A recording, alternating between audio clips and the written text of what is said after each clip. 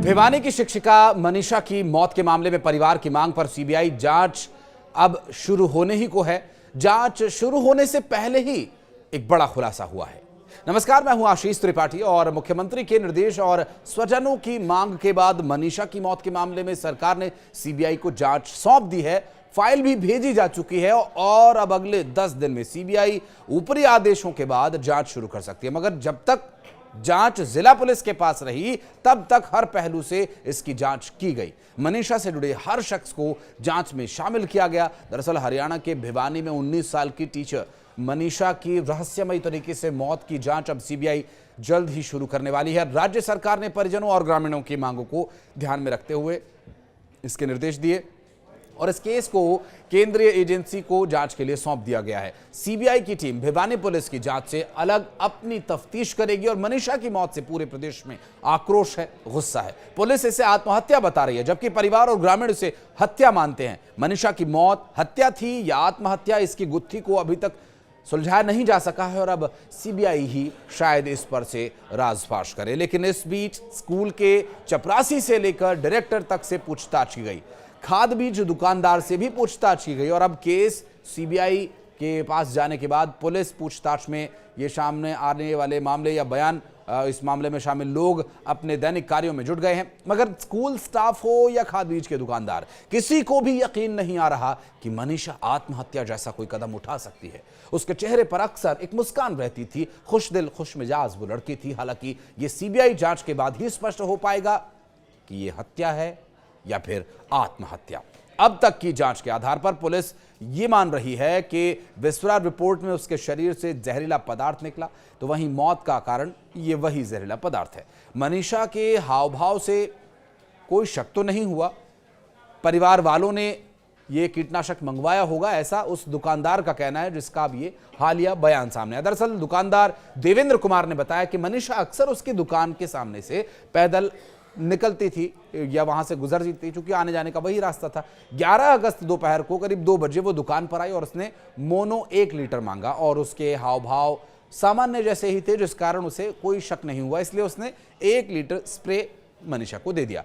अब इन दिनों चूंकि कपास, ग्वार और मूंग पर इसका स्प्रे होता ही है, तो किसान परिवार की बेटी है, परिवार के द्वारा ये मंगवाया गया हो सकता है, ऐसा दुकानदार ने विचार किया और ये कीटनाशक, ये स्प्रे उसे दे दिया। परिवार वालों ने ये मंगवाई होगी इस उम्मीद पर। 14 अगस्त को पुलिस दुकान पहुंची तो पता चला कि बच्ची के साथ इतनी बड़ी अनहोनी हो गई है। अफसोस इस बात का भी है कि वो उसके अंतिम संस्कार में शामिल न हो सका, ये दुकानदार का कहना है। दुकानदार देवेंद्र जो खाद बीज भंडार दुकान चलाता है और जिस प्ले स्कूल में मनीषा पढ़ाती थी उससे महज 100 ही मीटर की दूरी पर ये स्थित है। मनीषा हर रोज स्कूल से छुट्टी के बाद इसी दुकान के सामने से गुजरती थी, चूंकि यही रास्ता था। नर्सिंग स्कूल के गेट तक वो जाती थी यहाँ से, जहां से वो अपने गांव ढाणी लक्ष्मण जाने के लिए बस में सवार हो जाती थी।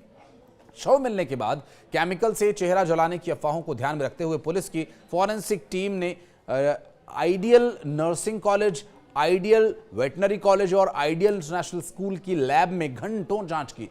फॉरेंसिक टीम ने सभी लैब्स की जांच और सभी जगह की वीडियोग्राफी करवाई। हालांकि बाद में पोस्टमार्टम रिपोर्ट में यह बात सामने आई, चेहरे पर कई केमिकल या ज्वलनशील पदार्थ कोई नहीं डाला गया है। 13 से 26 अगस्त तक ideal nursing college, ideal veterinary college और ideal international school Singhani police छावनी बना रहा।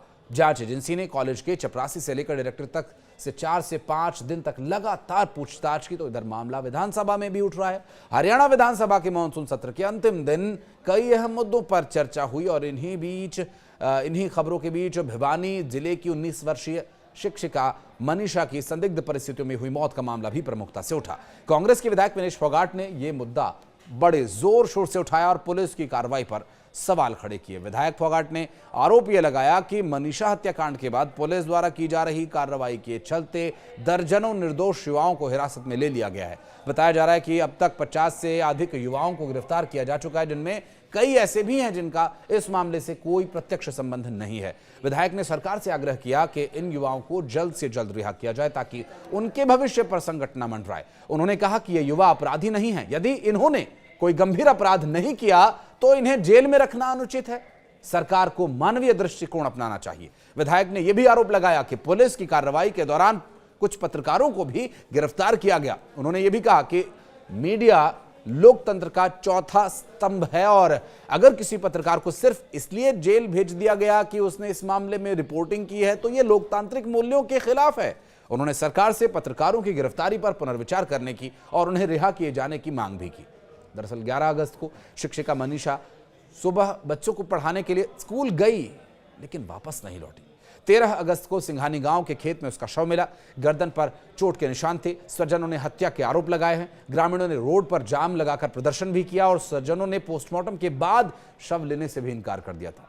15 अगस्त को स्वजनों की मांग पर पीजीआई रोहतक में दोबारा पोस्टमार्टम हुआ। 16 को मुख्यमंत्री ने भिवानी एसपी का तबादला कर दिया। एसएचओ अशोक कुमार को लाइन हाजिर कर दिया और 4 पुलिस कर्मचारी को सस्पेंड कर दिया। 20 अगस्त को स्वजनों की मांग पर मामले की जांच सीबीआई को सौंपी गई और तीसरी बार दिल्ली एम्स में पोस्टमार्टम हुआ। 21 अगस्त को ढाणी लक्ष्मण गांव में सुबह मनीषा का अंतिम संस्कार कर दिया गया था। बहरहाल इस पूरे मामले को लेकर अब सीबीआई जांच में आगे क्या कुछ सामने आता है देखने का विषय होगा। कुछ कहना चाहें तो कमेंट सेक्शन में अपनी उपस्थिति दर्ज कराएं।